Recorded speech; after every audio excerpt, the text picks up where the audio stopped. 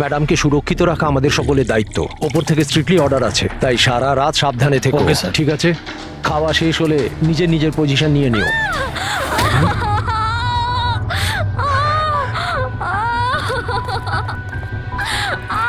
Madam, madam, madam, madam, দরজা খুলুন। Madam, দরজা খুলুন। ম্যাডাম, দরজাটা খুলুন ম্যাডাম।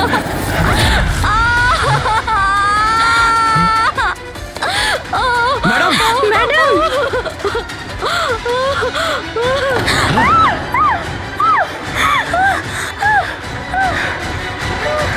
ও শিট।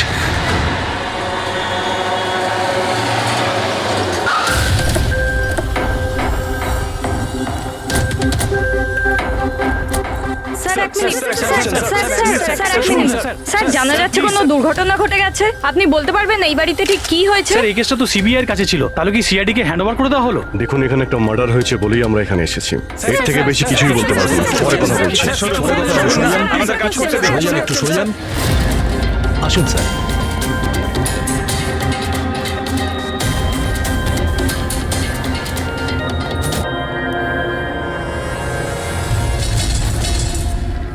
ওর মুখটা আর হাতটা তো একদম পুড়ে গেছে। ওর কোনো চিহ্ন তো এই রুমে আর দেখতেই পাচ্ছি না। দেখে তো মনে হচ্ছে যে অ্যাসিড অ্যাটাক হয়েছে। হ্যাঁ দয়া, অ্যাসিড অ্যাটাকই হয়েছে। কিন্তু স্যার কোথাও তো পড়তো, জামা কাপড়ে বা নিচে কোনো অ্যাসিডের চিহ্নই তো নেই। সেটা তো ঠিক। স্যার স্যার ইনি বাথরোব পরে আছেন, মানে স্নান করে বেরিয়েছেন, আর স্নান করার পর উনি এই ক্রিমটা এক লাগিয়েছিল। মিনিট, ওই ক্রিমটায় হাত দেবে না, ওই ক্রিমটাকে চেক করতে হবে।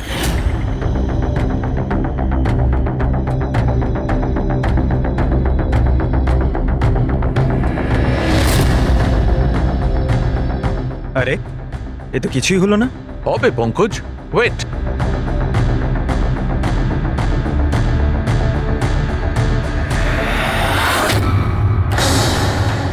আরে স্যার, এটা তো দেখলে, এটাতে এমন অ্যাসিড মেশানো হয়েছিল যেটা সঙ্গে সঙ্গে কাজ করে না, 2-3 মিনিট বাদে কাজ শুরু করে। আর যখন কাজ শুরু করে তখন এরকম ভয়ঙ্কর ভাবে কাজ করে। স্যার তার মানে স্নান করার পর উনি এই ক্রিমটা লাগিয়েছেন, আর সেটার এফেক্ট কিছুক্ষণ পরে হয়েছে। একদম ঠিক। কেউ আসলে একে মারবার জন্যে এর নিজের যে ক্রিম ছিল সেটা এই ক্রিমটার সঙ্গে বদলে দিয়েছে। এটা কি বলছেন আপনারা? কি কি ব্যাপার?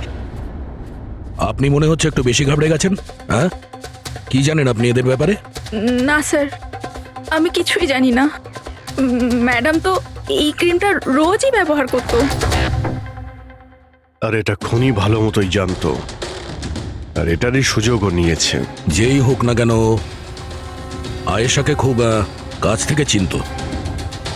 আচ্ছা, ওটা আপনি নয় তো? না স্যার, দেখো আমরা জানি তুমি কিছু জানো। না ম্যাডাম, আমি কিছুই লুকাচ্ছি না।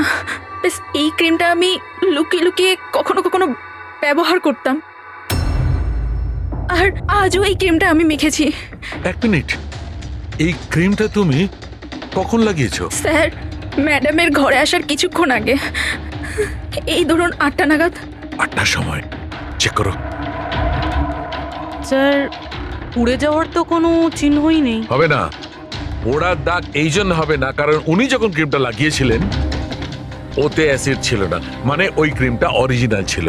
তার মানে খনি ক্রিম 8টা থেকে 9টার মধ্যেই বদলে দিয়েছিল। কিন্তু কিভাবে?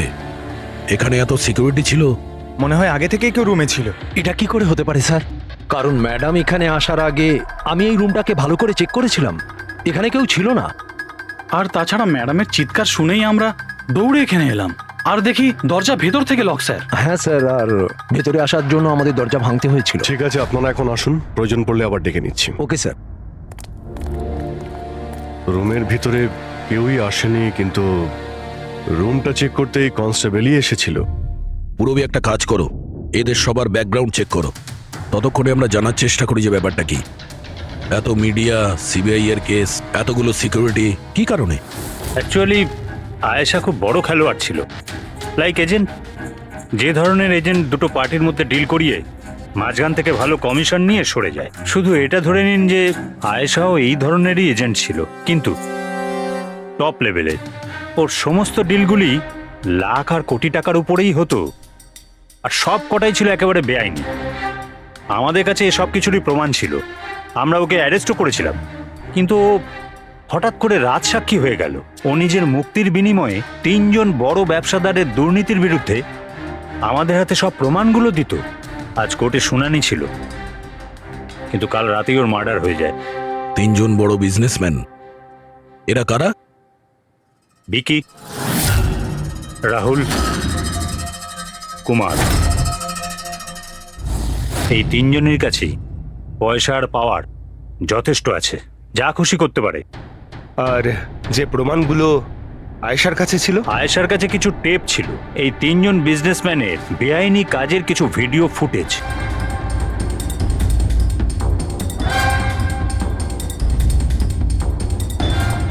তার মধ্যে কুমারের একটা ক্লিপ আমাদের কাছে আছে, এই দেখো দয়া। চিয়ার্স। টাকাটা কবে ট্রান্সফার করছেন মিস্টার কুমার? ব্যাস, যেই আমাদের কাছে গানস পৌঁছে যাবে আপনার অ্যাকাউন্টে টাকা পৌঁছে যাবে। সেসবের চিন্তা আপনি করবেন না মিস্টার কুমার, ওনাদের কাছে অস্ত্রের তো কোনো খামতিই নেই, এমনিতেই তো পড়ে পড়ে জংই ধরছে। হ্যাঁ, তাছাড়া পাওয়ারে থাকার তো এটাই সুবিধা, তাই না? যখন যেটা মন চায় করে না। আপনি শুধু এই কনসাইনমেন্টটা সম্পূর্ণ করে দিন, আমাদের তো একসঙ্গে অনেক কাজ করতে হবে, তাই না? একদম। আর এটা তো সবে শুরু। আমি যতদিন আছি আপনাদের দুজনকে কোনো চিন্তা করার দরকার নেই। এটা একটা স্যাম্পল দয়া, এটা থেকে কিছু প্রমাণ করা যাবে না। অবশ্য প্রমাণ হিসেবে আয়েশার কাছে দেওয়ার মতো অনেক কিছুই ছিল, কিন্তু ও আমাদের কিছুই দেয়নি। ও চেয়েছিল যে এই সমস্ত প্রমাণগুলো ও কোর্টের হাতে নিজেই দেবে। নিজের নিরাপত্তার বদলে ও আমাদের সামনে এই শর্ত রেখেছিল। বাকি টেপগুলো ছাড়া এই টেপ আমাদের কোনো কাজেই আসবে না। এই টেপ আপনার কাজের না হতে পারে, কিন্তু আমাদের কাজে লাগতে পারে। এই 3 জনকে, যারা কাল রাত 9টা থেকে 3টে অবধি আমার ক্লায়েন্টের সাথে ছিল। টাইম তো আমরা জিজ্ঞাসা করিনি। দেখুন, আয়েশার মাথা খারাপ ছিল, ও এমনই মন গড়া গল্পগুলো শোনাতো যাতে ও শাস্তি থেকে বেঁচে যায়। That's it. আয়েশা আপনাকে ঠকিয়েছে, আপনার বিরুদ্ধে সিবিআই এর কাছে প্রমাণ দিয়েছে। রাগ হওয়াটা তো স্বাভাবিক। হ্যাঁ, ভেবেছিলেন খুন করে দেওয়া যাক ওকে? রাগ নয় স্যার, বরং আফসোস হলো ওর ওপর। কারণ ও চাইলেও কিছু করে উঠতে পারতো না স্যার, কারণ ওর করার মতো কিছুই ছিল না। এটা আমার ক্লায়েন্ট রাহুলের অ্যালিবাই। কাল রাত্রে ইনি কিন্তু নিজের বিজনেস পার্টনারদের সাথেই ছিলেন, এর মধ্যে সমস্ত ডিটেলস আছে।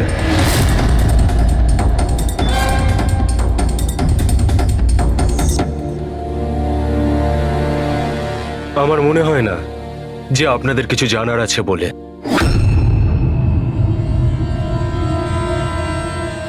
আপনারা যেতে পারেন।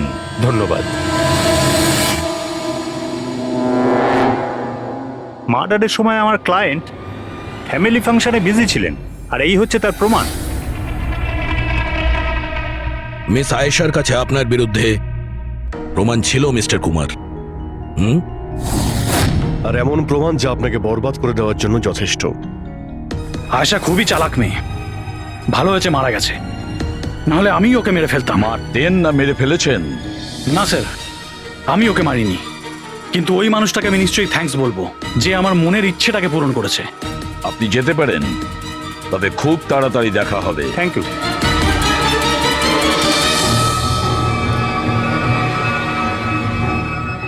আপাতত আমরা কাউকেই অ্যারেস্ট করতে পারবো না, এখানে সবারই কোনো না কোনো কারণ আছে। স্যার, হ্যাঁ স্যার, স্যার একটা কথা জানা গেছে।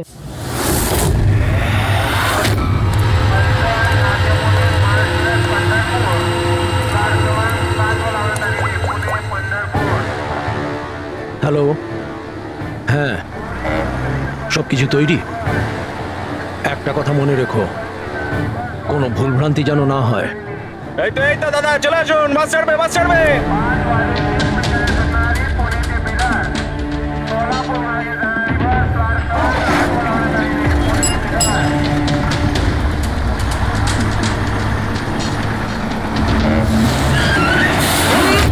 চাপ বাবা।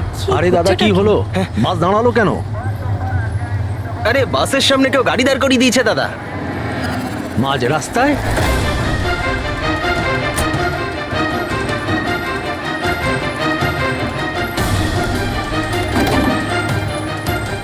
স্যার আপনারা এখানে? শহর ছাড়ার খুব তাড়া দেখছি তোর, হ্যাঁ? অনেক প্রশ্নের উত্তর দিতে হবে তোকে। চল চল। স্যার আমি কি করেছি স্যার? স্যার আমার কথাটা তো শুনুন স্যার। স্যার আমাকে কেন ধরছেন স্যার? স্যার স্যার কি করছেন স্যার? আমাকে কেন ধরছেন? আমি তো ছুটি নিয়ে দেশে যাচ্ছি স্যার। তোর রেকর্ড আমরা চেক করেছি। তুই তো আমাদের বলিসনি, হ্যাঁ, যে আয়েশার আগে তুই মিস্টার কুমারের জেট সিকিউরিটিতে ছিলি? হ্যাঁ স্যার, ওটাই তো আমার কাজ। আর আপনি তো জানেন যে সরকার আমাদের যেখানে পাঠায় সেখানে যেতে হয়। তোমার মোবাইলে কুমারের কল একবার নয় 3 বার, আয়েশার মার্ডারের ঠিক আগে। এটাও একটা কাজ। আপনারা ঠিক বলেছেন স্যার। কুমার আমাকে কল করেছিল, ও আয়েশা ম্যাডামের সঙ্গে কথা বলতে চাইছিল, কিন্তু আমি বারণ করেছিলাম স্যার। ও আমাকে টাকার লোভও দেখিয়েছিল, কিন্তু আমি তবুও কথা বলাইনি। প্রথমে 2 বার বারণ করেছিলি তুই, আর তারপর রাজি হয়ে গেলি তুই, হ্যাঁ? ম্যাডাম, এই কুমার স্যার আবার ফোন করছেন। হ্যাঁ, আমাকে কোনো বিপদের ব্যাপারে বলতে চাইছে। ফোনটা দাও। এই নিন। হ্যাঁ বলো। আমি জানতে পারলাম তুমি আমার জন্য চিন্তা করছো, কোনো বিপদ থেকে আমাকে উদ্ধার করতে চাইছো। How strange. আমি বলে দিচ্ছি, আমি তোমাকে খুব ভালো মতো চিনি। আর এই সমস্ত কার্যকলাপ না তুমি অন্য কারোর সাথে করো। আর এমনিতেও যদি আমি জেলে যাই, এই টাকাগুলো নিয়ে আমি কি করব? আচার দেবো? এই টাকাটা না তুমি তোমার কাছেই রাখো, এটা তোমারই সাহায্যে লাগবে। কোনো দরকার নেই এই ফোনটা আমাকে দেওয়ার। আমার সাথে গেম খেলার চেষ্টা করে যাচ্ছে, আর তুমি ওকে সাহায্য করছো। আমি কোথায় ম্যাডাম? আপনাকে সাহায্য করছিলাম তো। ঠিক আছে থাক, শুধু এইটুকুনি জেনে রেখো, তুমি যদি ওকে সাহায্য করো না, রক্ষা পাবে না। আমি সিবিআই কে বলে দেবো, যদি আমার কিছু হয় তাহলে সবার প্রথমে তোমাকেই অ্যারেস্ট করবে। তুই গেছিলি না আয়েশার ঘরে ঠিক ও রুমে ঢোকার আগে? ওর বিউটি ক্রিমটাকে অ্যাসিড ক্রিমে বদলাতে খুব বেশি সময় লাগেনি নিশ্চয়ই, তাই না? এ আপনি কি বলছেন স্যার? আমার কথা বিশ্বাস করুন, আমি সত্যি বলছি। যদি তুই সত্যি কথাও বলিস না, তাহলেও এই কেস যতক্ষণ না সলভ হচ্ছে তুই আমাদের হেফাজতে থাকবি, বুঝলি? এখন চল, নিয়ে চল ওকে, চল চল। আরে স্যার স্যার স্যার আমি কিছু করিনি স্যার, ছেড়ে দিন স্যার, প্লিজ স্যার। হ্যাঁ পুরবি বলো। স্যার ওই ফুটেজটা যেটা ও সিবিআই কে পাঠিয়েছে, সেটা ওই ঘর থেকেই শুট করা হয়েছে যেখানে ওর খুন হয়েছিল। তার মানে আয়েশার বেডরুমে? হ্যাঁ স্যার, ওরই বেডরুমে। আসলে এই ফুটেজটা 1 বছর আগের, ফার্নিচার বদলানো হয়েছিল তাই বোঝা যাচ্ছিল না। Are you sure? স্যার 100%, এটা সেই ঘরটাই। হ্যাঁ, একটা ভাইটাল ইনফরমেশন দিলে Purabi, thank you so much. Purabi বলল যে আয়েশা মিনিস্টার আর মিস্টার কুমারের স্টিংটা ওই রুমেই করেছে। আর যদি এটাই হয়, ক্যামেরা ওই ঘরেই কোথাও লুকানো আছে, তার মানে ক্যামেরা এখনো ওখানেই আছে।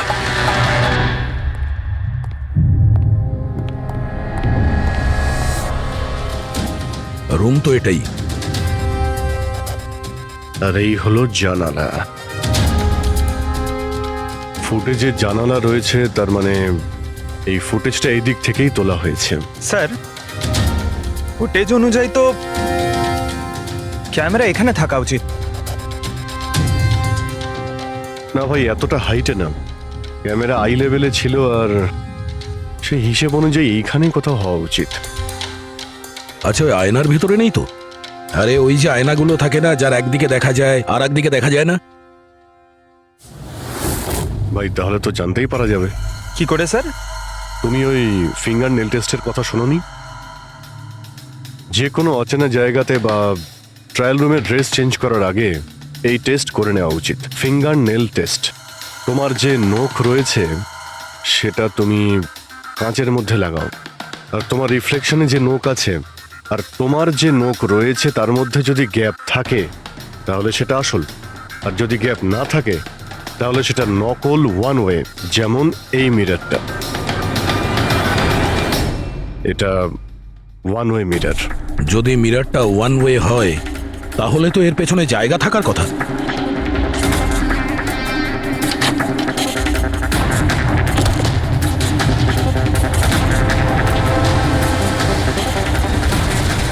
অভিজিৎ,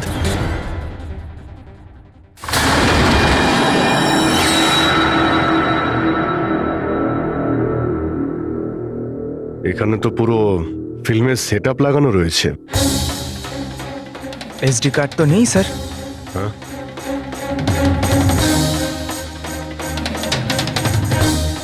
লকার খালি।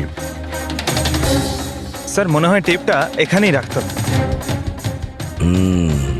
এই জায়গা থেকেও বড় বড় লোকের কেলেঙ্কারি রেকর্ড করেছে, আর এই জায়গায় ব্যবহার করে খুনি ওকে খুন করে দিয়েছে। হতে পারে এই ওয়ান ওয়ে মিরার দিয়ে ওকে ছটপট করে মরতে দেখেছে ও। স্যার তার মানে আমরা যখন ওখানে লাশের সঙ্গে ছিলাম তখনও এখানে ছিল। আর আমাদের যাওয়ার পরে সুযোগ বুঝেও এখান থেকে পালিয়ে গেছে। তার মানে আয়েশা আর পুলিশের অনুপস্থিতিতে লোকটা বাড়িতে ঢুকেছিল, হয়তো বাড়ির পিছন থেকে।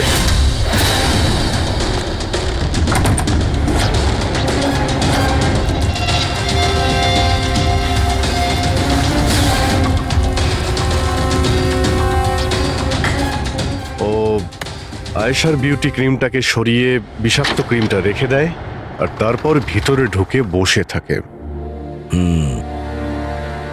তার মানে ও চোখের সামনে আয়েশা ওই ক্রিমটা লাগিয়েছে, আর একটু বাদে ছটফট করতে করতে মরে গেছে। তারপর পুলিশ আর রাখি এখানে আসে, তখনও ভেতরে ছিল। তারপর আমরা এখানে এসেছি, তখনও ভেতরে ছিল। তারপর রাত্রে সুযোগ পেতেই ও টেপগুলো নিয়ে এখান থেকে পালিয়ে গেছে। মনে হচ্ছে ওই রাস্তা দিয়েই। কিন্তু স্যার মেইন গেটে তো পুলিশ দাঁড়িয়ে ছিল, ও মনে হয় পেছন থেকেই পালিয়েছে। এমন তো কিছু নয় স্যার, কিন্তু হ্যাঁ স্যার, প্রায় ধরুন মাঝরাতের দিকে গাড়ির চাকার এরকমই একটা আওয়াজ শুনতে পেয়েছিলাম। শব্দটা কোথা থেকে হয়েছিল মনে আছে তোমার? এই তো স্যার, এই পেছনের দিক থেকে, কিন্তু একবারই পেয়েছিলাম স্যার, আর দ্বিতীয়বার শুনিনি স্যার। ঠিক আছে, থ্যাংক ইউ।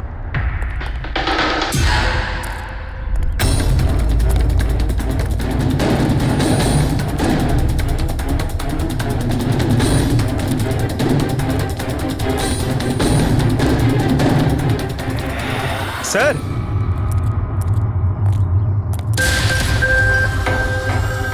স্যার হ্যাঁ, টায়ারের ঘষার চিহ্ন তো রয়েছে এখানে। দেখতে পাচ্ছ এখানে এই তেল আর জল পড়ে আছে। মনে হচ্ছে এসি চালিয়ে গাড়ি এখানে অনেকক্ষণ দাঁড়িয়েছিল। আর তারপর গাড়ি এখান থেকে বেরিয়ে গেছে। ওই কনস্টেবল এই গাড়িরই এক টায়ারের আওয়াজ শুনেছিল। যদি গাড়িটা এখানে অপেক্ষা করেই থাকে, তাহলে হঠাৎ এমন কি হলো যে তাড়াহুড়ো করে চলে গেল? স্যার মনে হয় কেউ দেখে ফেলেছিল, ওই জন্য ভয়তে পালিয়ে গেছো।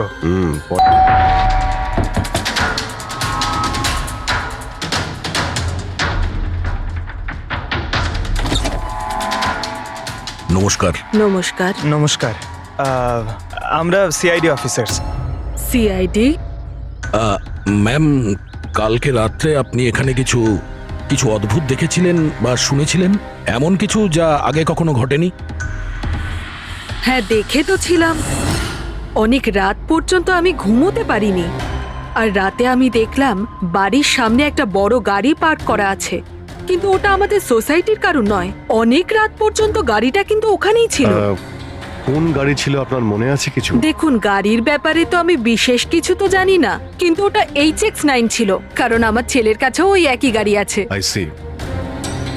আরো একটা কথা, যতক্ষণ ওই গাড়িটা ওখানে দাঁড়িয়ে ছিল না, গাড়ির ইঞ্জিনটা চালুই ছিল, আর ভিতরে একজন বসেও ছিল। আমি এটা দেখছিলাম, আর তখনই ওখানে কাউকে একটা আসতে দেখলাম আমাদের আয়েশার বাড়ির দিক থেকে। ওর হাতে কিন্তু একটা ব্যাগও ছিল। আরে এই যে, কে ওখানে? গাড়িটা তো চলে গেল, কিন্তু এটা বুঝতে পারলাম না যে ওরা কারা ছিল, কেন এসেছিল, আর ওরা আয়েশার বাড়িতেই বা কি করছিল। Thank you ma'am, thank you very much. Thank you. Sir তার মানে খুনির সঙ্গে আর একটা লোক ছিল যে গাড়িতে বসে অপেক্ষা করছিল। লাখ টাকার গাড়ি ছিল।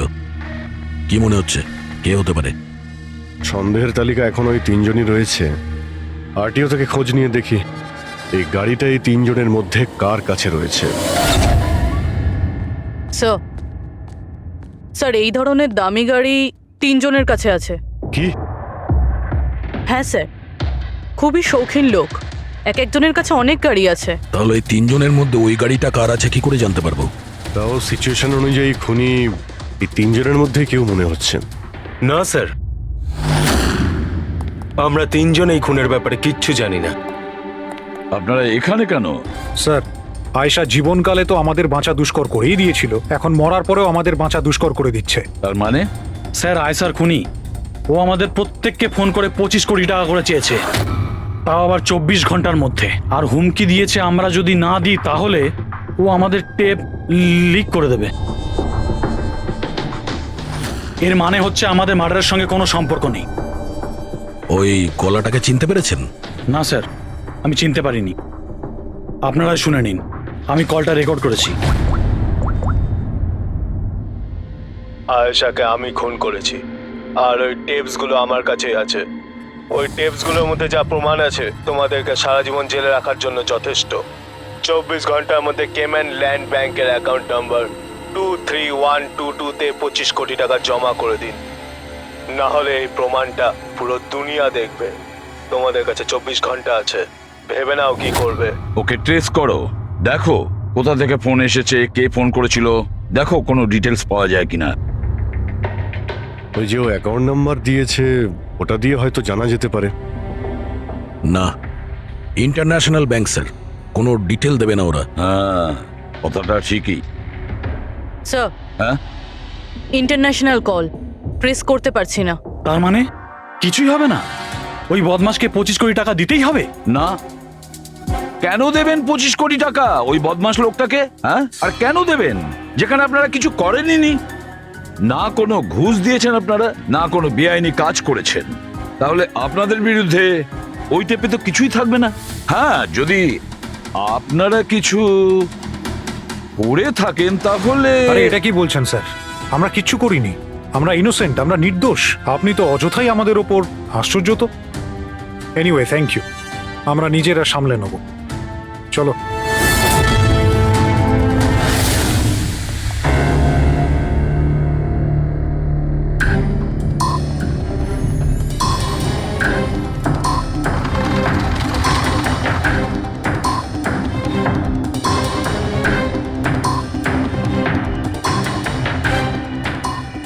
সারিকা, এই রুমটাকে খুব ভালো করে চেক করতে হবে। খুনি এখানে ঘন্টার পর ঘন্টা ছিল, তার মানে এখানে কোনো না কোনো জিনিস নিশ্চয়ই পাবো আমরা, যেটা দিয়ে ওর ডিএনএ টেস্ট করা সম্ভব। ওর চুল, ওর নখ, যা কিছু।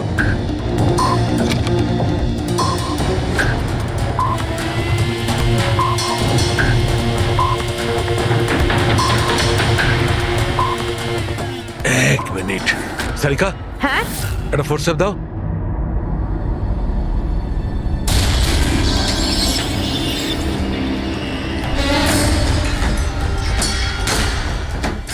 মাই গড, সারিকা এই দেখো। Contact lenses. Yes, contact lens. কিন্তু কিন্তু আয়েশার চোখ তো একদম ঠিক ছিল। আমি নিজেও রিপোর্টস চেক করেছি, না ও চশমা পরতো আর না কন্ট্যাক্ট লেন্স। তবে এই কন্ট্যাক্ট লেন্সটা কার হতে পারে? খুনির? না না, খুনির হতে পারে না।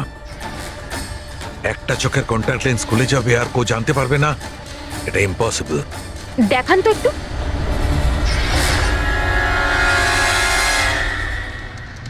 বেশ হাই পাওয়ারের লেন্স। High power lens? কিছু তো আছে এই রুমে। একে তো এই ঘরটা চারিদিক থেকে বন্ধ, কোনো জানলা নেই, কোনো ভেন্টিলেটর নেই। ও ওহো, কি হয়েছে?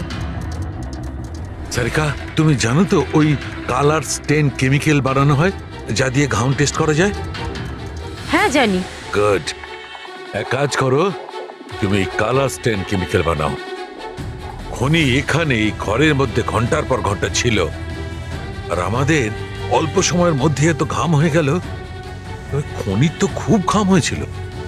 ইয়েস, এই ঘামটাকে চেক করব, তার থেকে জানা যাবে যে খনি কোথায় ছিল, দাঁড়িয়ে ছিল না বসে ছিল না কিভাবে ছিল, সবকিছু। ওই র্যানসাম কলের কোনো মানেই হয় না। ওই কল বোগাস হতে পারে। হ্যাঁ স্যার, কারণটা আমাদের কেস থেকে সরানোর জন্য আর টাকা কামানোর জন্য। এই 3 জনের মধ্যে কেউ আয়েশাকে খুন করে আর ওই টেপটাকে চুরি করে, আর সে বাকি 2 জনকে কল করে ব্ল্যাকমেল করছে। কিন্তু স্যার, সে কে?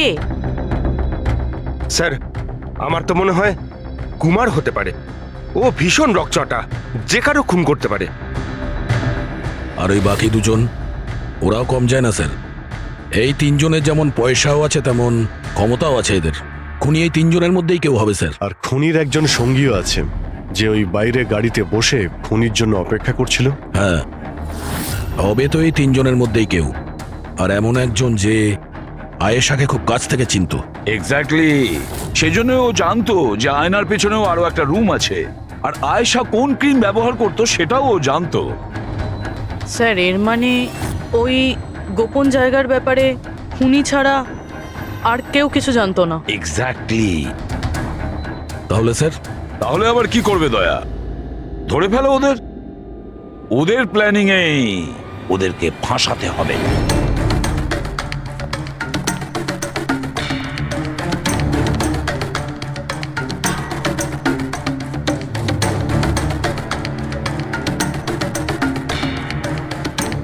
আমাদেরকে এখানে কেন ডাকলো? কোনো আইডিয়া? হয়তো জিজ্ঞেস করার জন্য ডেকেছে খুনিকে টাকা দিয়েছে কি দিইনি। তাহলে তোমরা 2 জন কি টাকা দেবে?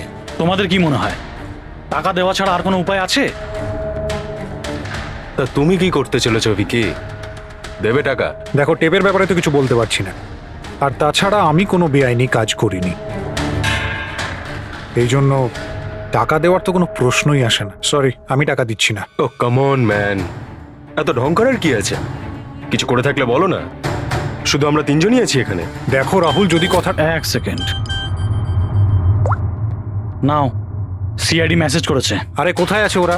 কি লিখেছে বল। কোথায় আটকে গেছে, আসতে পারবে না, ফিরে যেতে বলেছে। হোয়াট ননসেন্স ভাই, আমরা কখন থেকে এখানে বসে আছি, শুধু শুধু সময় নষ্ট করে দিল।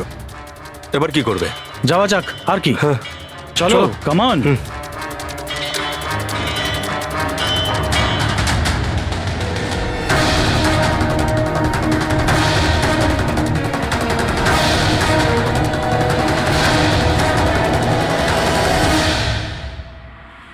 এই সে।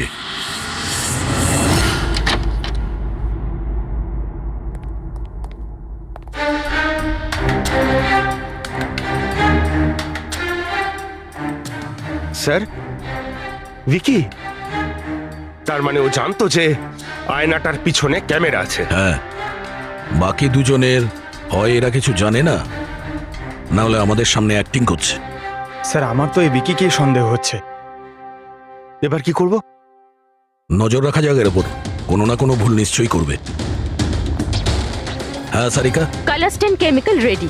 ঠিক আছে, চলো।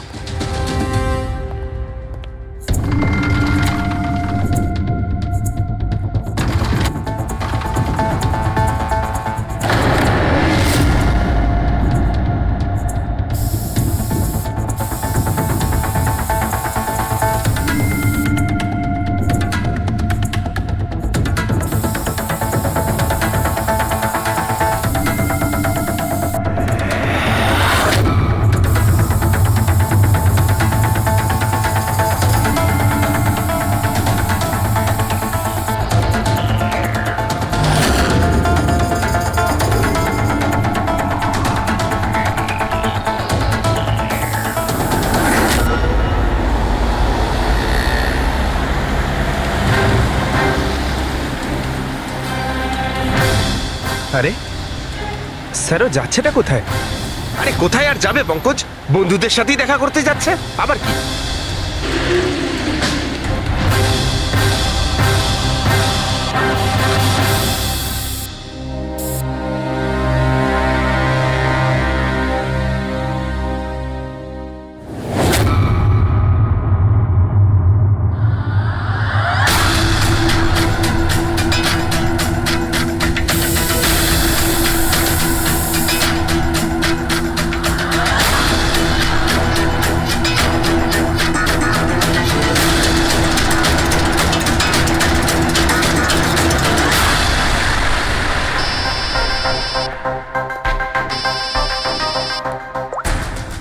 হ্যাঁ সারিকা বলো। গুড, কিছু পেলে? মেঝেতে? মেঝেতে শুয়েছিল? মেঝেতে কেন? ওকে ওকে, ঠিক আছে সারিকা, আমি তোমাকে পরে ফোন করছি। বাই। ওই 2 দিন আগে আমি 1124 লাস্টটা এনেছিলাম। হ্যাঁ স্যার। কোথায় ওটা? ওর মুখটা দেখতে হবে। এই যে স্যার।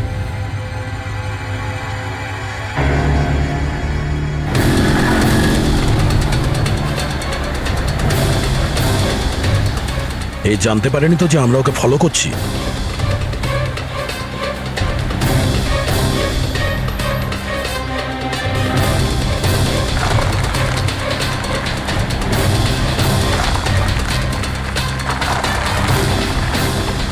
স্যার, এটা সত্যি সত্যি বাড়িতে ঢুকে গেল। ভেবেছিলাম ও কোনো বন্ধুর সাথে দেখা করবে। হ্যাঁ অভিজিৎ। কি? ডক্টর সালুকে বলে দিয়েছেন যে খুনি কে? কে? ও হ্যাঁ, আমরা এই ভিকিকে ফলো করতে করতে ওর বাড়ির কাছে পৌঁছে গেছি। ঠিক আছে, আমরা ওয়েট করছি। অভিজিৎ আসছে।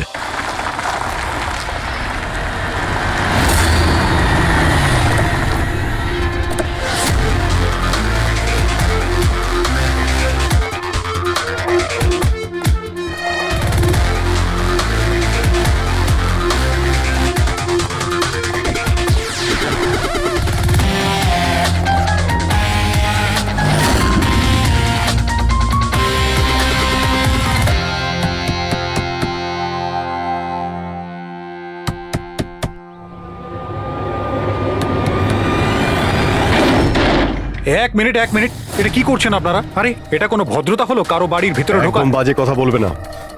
আমরা সত্যিটা জেনে গেছি। কোথায় লুকিয়ে রেখেছো ওকে? দেখুন, আপনি আমার কথা শুনুন, আপনার কোথাও ভুল হচ্ছে। আমি কিচ্ছু করিনি। আমি না আয়েশাকে খুন করেছি আর না এখানে কাউকে লুকিয়ে রেখেছি। আমরা কখন বললাম যে তুমি আয়েশার খুন করেছো? হ্যাঁ, একেই বলে চোরের নজর বোচকার দিকে। দেখুন, আমার কথাটা বোঝার চেষ্টা করুন। আপনারা আমার কথাটা শুনুন। আপনারা আমার কথা কেন শুনছেন না? হ্যালো, আপনারা এইভাবে ভিতরে ঢুকতে পারেন না।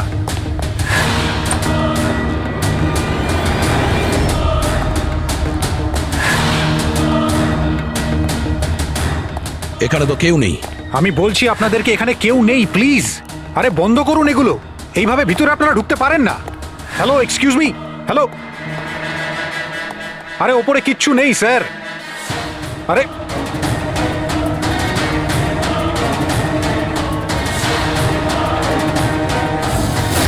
প্লিজ দেখুন, এখানে কিচ্ছু নেই, কেউ নেই এখানে। আরে আপনারা তো আমার কোনো কথাই শুনছেন না। আজব তো, কখন থেকে বলছি এখানে কেউ নেই। আরে কেউ নেই এখানে। Hello sir.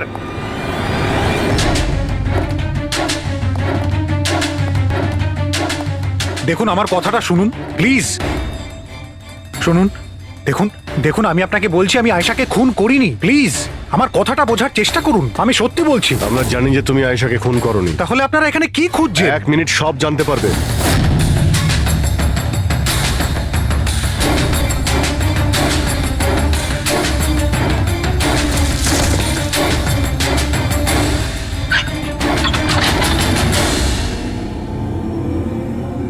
স্যার আসুন। আয়েশা দেবী, আপনার খেলা শেষ, চলে আসুন। সালুমকে স্যার আগেই বলে দিয়েছিল তুমি বেঁচে আছো। আসলে আমি ওর চোখটা চেক করব।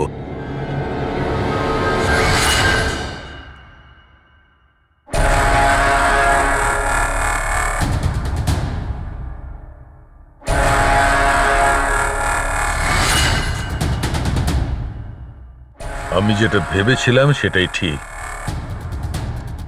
তুমি আসলে আয়েশা হতেই পারো না। তুমি তো সে যাকে ঘরের মধ্যে বেঁধে রাখা হয়েছিল। অন্য কোনো মেয়েকে আয়েশা বানিয়ে নির্মমভাবে ওকে হত্যা করেছো। হুম, কে ছিল ওই মেয়েটা? কি শত্রুতা কি ছিল ওর সঙ্গে? ওর সাথে কোনো শত্রুতা ছিল না। আমি শুধু আমার জীবনটাকে বাঁচাতে চেয়েছিলাম। আমি খুব ভালো করে জানতাম যে সিবিআইকে সাক্ষী দেবার পরেও আমি সুরক্ষিত থাকবো না। এই তিনজনেই কিন্তু খুব ডেঞ্জারাস। ওরা আমাকে ঠিক খুঁজে বের করে নিত, আর আমি ভয় পেয়ে বেঁচে থাকতে পারতাম না। তাই আমার সামনে একটাই রাস্তা ছিল, নিজের মরে যাওয়ার মিথ্যে অভিনয় করে সারাটা জীবনের মতো উধাও হয়ে যাওয়া। এই পরিকল্পনাটা আমরা দুজনে মিলে বানিয়েছিলাম। ওই মেয়েটা একটা স্ট্রাগলিং অ্যাক্ট্রেস ছিল।